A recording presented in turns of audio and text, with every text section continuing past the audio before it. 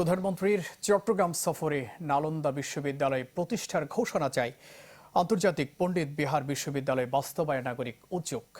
দুপুরে চট্টগ্রাম প্রেস ক্লাবে আয়োজিত সংবাদ সম্মেলনে অভিযোগ করা হয়, প্রধানমন্ত্রীর কার্যালয়ের একটি গোষ্ঠীর বাধার কারণে বিশ্ববিদ্যালয়টি বাস্তবায়িত হচ্ছে না। কমিটির আহ্বায়ক ডক্টর জিরবদি ভিক্ষু বলেন, এটি প্রতিষ্ঠিত হলে যা চট্টগ্রামের জন্য গৌরব বয়ে আনবে। এ সময় উপস্থিত ছিলেন হিন্দু বৌদ্ধ খ্রিস্টান ঐক্য পরিষদের সাধারণ সম্পাদক অ্যাডভোকেট রানা দাশগুপ্ত এবং মুক্তিযোদ্ধা গবেষণা কেন্দ্রের সভাপতি ডাক্তার মাহফুজুর রহমান।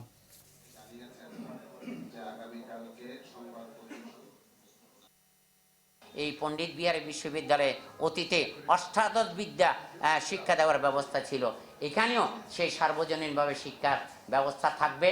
তাই আমি মনে করি মাননীয় প্রধানমন্ত্রী রাজনৈতিক জীবনে এবং রাষ্ট্রীয় ক্ষমতায় থাকাকালীন সময়ে তার এটা প্রতিশ্রুতি আছে এবং আশ্বাসও তিনি দিয়েছেন।